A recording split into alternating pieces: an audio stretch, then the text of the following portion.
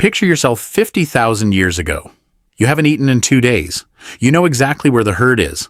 You tracked it yesterday. Map the route in your head. All you have to do is get there. And then it starts raining. Not a drizzle. A heavy, soaking, wind-driven rain that doesn't stop. It goes all day. All night. The next morning, still going. Now you can't hunt. The tracks are gone. Mud washed them away. You can't move across open ground because wet feet on rocky terrain means a twisted ankle. And a twisted ankle out here means death. The river near your camp is rising. And the fire, the one thing keeping you warm, keeping predators away, keeping you alive, is starting to struggle. You're not bored, you're trapped. For most of human history, rain wasn't background noise. It was a crisis. And what ancient humans did during that crisis shaped almost everything about who we eventually became. The first problem rain creates isn't the wet part, it's the cold. A wet human loses body heat up to 25 times faster than a dry one. Without proper covering, a long rainstorm in anything below about 50 degrees could push your core temperature into hypothermia within hours. And most of the world our ancestors lived in got that cold at night. Even in Africa, during the wet season, at higher elevations. The second threat is flooding. Caves and rock shelters, the main places humans lived, sit at the base of hillsides or near rivers. Heavy rain meant flash floods. Archaeologists have found thick layers of flood sediment inside occupied caves, meaning the water came in while people were still living there. Some of those caves were never used again.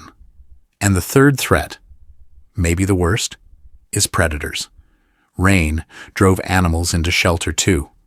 And sometimes that shelter was the same cave you were in.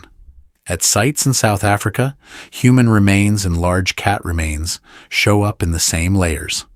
Some of those humans have puncture marks in their skulls that match leopard teeth perfectly. Rain compressed the entire world. Humans, predators, prey. All squeezed into the same small, dry spaces at the same time. And in the middle of all that, one job mattered more than everything else: the fire. Think about what that fire was actually holding back. The cold that could kill you in hours. The flood rising toward your shelter. The predators pushed into the dark right alongside you. 3 separate threats, and one flame standing between you and all of them. Which is exactly why, when the rain came, keeping it alive was everything. Before roughly 40,000 years ago, we're not entirely sure how reliably humans could start a fire from scratch. There's evidence of controlled fire use going back at least 400,000 years, but controlling a fire that already exists and creating one from nothing are 2 very different skills. If your fire went out, you might not be able to relight it. So some groups transported smoldering coals, wrapped in green leaves, or packed inside tinder fungus, a woody mushroom that could catch a spark and smolder for hours. It was basically a biological lighter.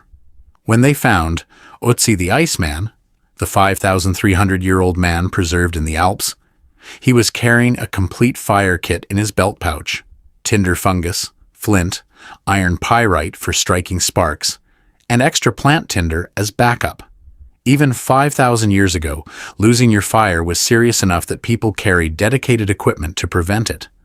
So when the rain hit, the first priority wasn't shelter. It was moving the fire deeper into the cave, shielding it with hides, feeding it carefully, not too much, not too little.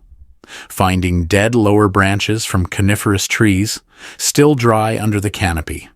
Splitting wet logs open to get at the dry wood inside. Using birch bark as kindling, because birch contains a chemical that actually burns even when it's wet.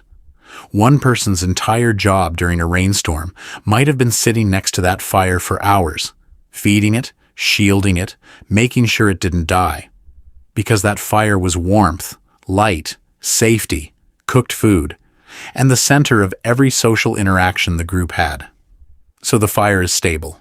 You're mostly dry, but you still can't leave. So what do? You make things. The archaeological record is clear on this. Caves are absolutely packed with evidence of manufacturing. Stone tools in every stage of production. Tiny chips of rock, the debris that flies off when you're shaping a tool, found concentrated in specific spots, exactly where someone would sit near the firelight and work for hours. At Blombos Cave in South Africa, archaeologists found a 100,000-year-old ochre processing workshop. Abalone shells used as mixing bowls. Pigment ground into powder. Bone tools to stir it and apply it. This wasn't basic survival. This was production. Someone sitting in that cave, probably while the rain pounded outside, making pigment on purpose. With a system. Then there are bone needles. They start appearing around 61,000 years ago. Delicate, precise tools with tiny drilled eyes. You don't make a bone needle while you're running from something. You make it sitting still, focused, with hours to spare. At a Neanderthal site in France, archaeologists found a fragment of twisted plant fiber string, dating to roughly 52,000 years ago, the oldest direct evidence of string ever found. And at another cave in Germany, a 35,000-year-old tool carved from mammoth ivory with 4 holes and spiral grooves. A dedicated rope-making machine. And rope changed everything. It lets you tie things together, build better shelters, create snares and traps, bind tools to handles. An incredible amount of human technology runs on string. And string was almost certainly invented by someone stuck inside, waiting for the rain to stop. And it wasn't just tools and rope. People were making their shelters livable. At Sibudu Cave in South Africa, from 77,000 years ago, bedding. Actual bedding. Layers of sedges, rushes, and grasses, carefully arranged as sleeping mats. And the top layer was Cape laurel leaves, a natural insect repellent. Someone wasn't just surviving in that cave. They were making it home. The bedding was even periodically burned and replaced to keep it clean. 77,000 years ago, people were already doing pest control. But here's where the story takes a turn nobody expects. Because all of that, the tools, the rope, the bedding, that's the practical stuff. What came next is something else entirely. The art. Chauvet Cave in southern France contains paintings that are roughly 36,000 years old. Lions, horses, rhinos, drawn with a level of skill that still shocks people today. The artists understood anatomy, movement, perspective. Some of the animals are drawn mid-stride, muscles tensed, heads turning. And here's what makes this really interesting. These paintings aren't near the entrance, where you'd sit for shelter. They're deep inside, sometimes hundreds of meters in, through narrow passages. Someone carried animal fat lamps into total darkness and painted. Nobody does that when the weather's perfect and the hunting's good. You do that when the rain has been falling for 2 days, and you've already sharpened every tool you own. But maybe the most important thing that happened in those caves wasn't what people made. It was what they said.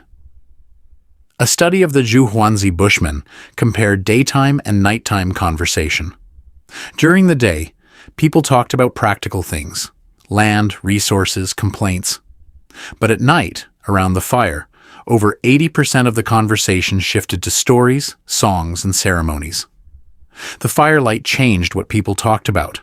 It softened faces, reduced tension, created a space where people opened up. And the knowledge being shared wasn't small talk. It was survival, where the water dries up in summer, which plants are safe to eat, where the best flint is, how to track a specific animal. That's critical information, passing from one mind to another through speech. Australian Aboriginal oral traditions describe sea level changes from roughly 7,000 years ago, stories that survived 7 millennia through nothing but people telling them to each other. That kind of cultural memory doesn't develop unless groups spend enormous amounts of time doing exactly that. Sitting together, retelling, reinforcing.